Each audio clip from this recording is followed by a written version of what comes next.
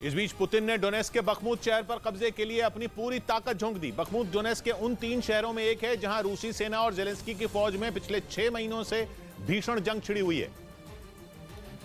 जिसे जीतने के लिए पुतिन की फौज अब पहले विश्व युद्ध के वक्त का तरीका आजमा रही है। रूसी सेना ने बखमुत में ह्यूमन वेव अटैक शुरू कर दिया है। ये जंग की ऐसी रणनीति है जिसमें दुश्मन को ज्यादा से ज्यादा चोट पहुंचाई जाती है। इसके लिए पैदल सैनिकों की एक बड़ी टुकड़ी समंदर की लहरों की तरह आगे बढ़ती है, यानी सैनिकों की एक लाइन के पीछे दूसरी लाइन हमले के लिए तैयार रहती है और इस तरह दुश्मन के उन ठिकानों पर लगातार हमला बोला जाता है जहां वो छिपे होते हैं, जबकि पीछे से उनकी मदद के लिए भारी हथियार भी साथ होते हैं। और सोशल मीडिया पर सामने आए एक वीडियो के जरिए दावा किया गया कि रूस बखमुत में इसी रणनीति को अपना रहा है ताकि वहां बंकर और गड्ढों में छिपकर बैठे यूक्रेन के सैनिकों को खत्म किया जा सके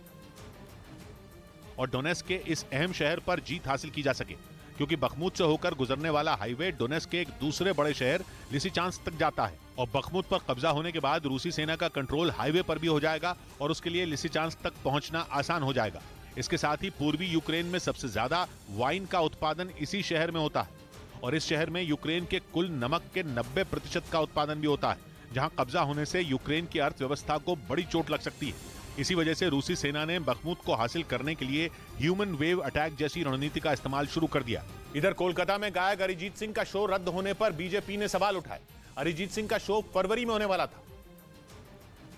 लेकिन कोलकाता के मेयर फिरहाद हाकिम ने लॉ एंड ऑर्डर की बात करके शो रद्द कर दिया। वहाँ पर लॉ एंड ऑर्डर का समस्या हो सकता है लेकिन बीजेपी ने गायक अरिजीत सिंह का शो रद्द होने पर उंगली उठाई और आरोप लगाया कि अरिजीत ने कोलकाता इंटरनेशनल फिल्म फेस्टिवल में ममता बनर्जी के सामने रंग दे तू मोहे गेरुआ गीत गाया था, जिसकी वजह से उनका फरवरी में होने वाला शो कैंसिल किया गया। उधर भारत ने साइप्रस के साथ डील करके तुर्की को करारा जवाब देने की तैयारी कर ली। साइप्रस और तुर्की दुश्मन है और तुर्की अक्सर भारत और पाकिस्तान के बीच टांग अड़ाता है, लेकिन भारत ने इसका तोड़ निकाल लिया और तुर्की की दुखती रग साइप्रस से दोस्ती बढ़ाने का फैसला किया। भारत के विदेश मंत्री एस जयशंकर तो साइप्रस के दौरे पर हैं और खबर है कि वहां वो डिफेंस डील करने वाले हैं। इसके अलावा भारत और साइप्रस के बीच ऊर्जा के क्षेत्र में भी समझौता हो सकता है। यही नहीं, पता चला है कि साइप्रस के विदेश मंत्री एस जयशंकर को तुर्की की नीतियों के बारे में बताने वाले हैं, जो तुर्की के लिए बुरी खबर है, क्योंकि कुछ महीने पहले ही भारत ने साइप्रस का नाम लेकर तुर्की को उसकी हद याद दिलाई थी, क्योंकि एर्दोआन ने कहा था कि 75 साल बाद भी भारत और पाकिस्तान के बीच शांति और स्थिरता का माहौल नहीं है। यही नहीं, उन्होंने जम्मू और कश्मीर से आर्टिकल 370 हटाने पर भी बात की थी,